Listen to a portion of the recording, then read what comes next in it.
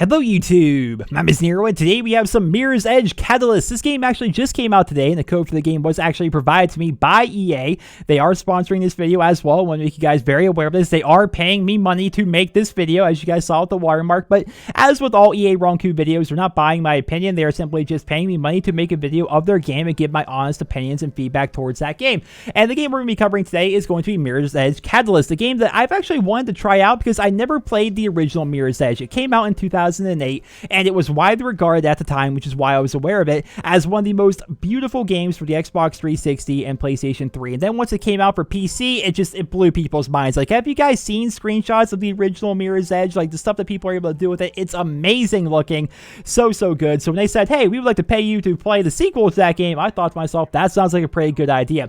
So I'm about an hour and a half into the game so far. I want to do a quick little video, just giving you guys my thoughts and impressions towards the game so far. I'm about an hour and a half in, and I've only done a couple of the story missions. There is a story to this game which picks up after the original Mirror's Edge, as well as a comic that apparently came out between Mirror's Edge and Mirror's Edge Catalyst, and you're free to, of course, do story missions. You can go story mission to story mission to story mission, but where I found the game shines the most is having fun out in the city. So the city is called Glass, and I did a bit of research into the backstory because whenever I play a game, I want to know the lore, right? I want to know the backstory. I want to know what's happening, and in this game, essentially, the backstory is there's 13 corporations that are headed by conglomerate families that control every aspect of life in this city, the city of Glass, right? There are runners, which is who you're playing as. You're playing as a runner named Faith, and she is one of these people that basically does not go with this. This is what life is like if you work for one of these corporations. This is something that you got right towards the very beginning of the game, but then, of course, you turn it off because who would want this? You're constantly being spammed by ads and news and stuff like that. It's horrible. That is what life is like for people that work for these conglomerate corporations, is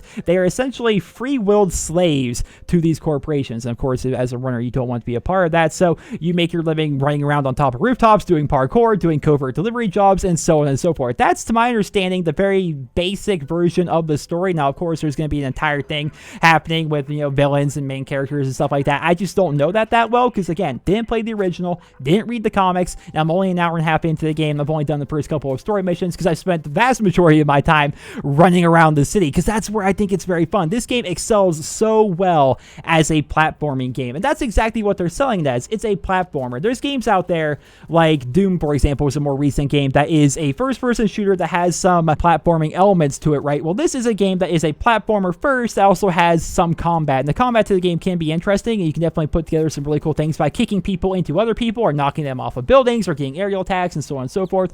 But above all, Mirror's Edge Catalyst is a platformer game. Now, one thing you can do as a runner, and this is a part of the lore, I suppose, that's how you make your money, is doing these delivery jobs. You can pick up a delivery job, and then you are basically put on a timer to deliver that as fast as humanly possible, and if you do it, you'll get a little bit of currency. Well, I've actually found out, and I'm actually showing you some gameplay of it right here, that these are not always easy. The first couple ones I did were like, okay, well, this one, I messed up the first one by a couple of seconds. I tried the second time, I finished it up very easily. Then there was the second time where I did it pretty simply. The third one I picked up, I could not complete this thing to save my life, and I like that because it's not just on rails like just follow the red line, and if you just don't mess up, then eventually you'll get there perfectly on time. It's actually about trying to find the best way to get to places. There's lots of shortcuts all throughout the city that aren't exactly apparent if you're not looking for them, right? You have to try to find the best way to get across the city as fast as humanly possible, and this mission in particular, I tried it maybe 6 or 7 times, and I couldn't complete it. I tried many different ways of trying to get to the objective. I just could not figure it out. It's difficult. It's a platformer game that actually has a bit of substance to it. It's not just on rails, just follow the red line, which you can follow the red line. It will take you somewhere, but probably not where you need to go on time.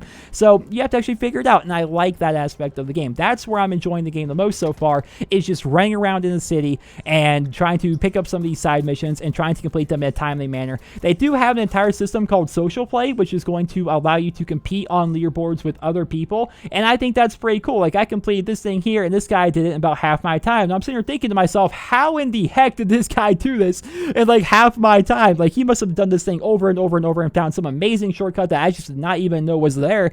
I like that aspect of the game. I think that's pretty cool. There is a bit of progression to the game. You can unlock different aspects and different abilities and skills the more you play through the game, which can be pretty good. Again, I've only unlocked maybe 2 or 3 things so far because I'm only an hour and a half in, and I haven't actually done any proper actual story missions. I'm basically just running around in the city because that's where I'm having the most fun. But there is a progression system that will allow you to unlock different abilities and do different things. Like, one ability I unlocked was the ability to not only just land on the ground when I like fall off of something high, but I can land and then roll forward and then keep a lot of my momentum and continue moving faster. Little upgrades, little abilities like that is what you have. And yeah, so basically that's the long and the short so far of my experience with Mirror's Edge Catalyst. I'm enjoying the open world. I'm enjoying the city. That's what I like about games. I could go on for ages. I don't think this would be the proper video to do that. But I've talked about before, I hate games that are on rails, games that you basically just, you know, go through wave after wave of enemies, and then you just move to the end, and then you start up the new mission, then you just go through waves of enemies, move on to the next mission. I like open world games. I like games with choice, and that's what I've seen so far with Mirror's Edge Catalyst, is the fact that I can just do whatever I want. Again, hour and a half into the game, and I've done probably 20 minutes worth of story missions. You know, I'm just basically running around doing whatever it is I want to do, and I like that aspect of the game so far. The reviews that are coming in so far, from what I've seen, are roughly 7 out of 10, somewhere around there, so it's above average. They're saying it's pretty similar to the first one, lots of the same pros and cons of the original Mirror's Edge, if that means anything to you, if you guys have played the original.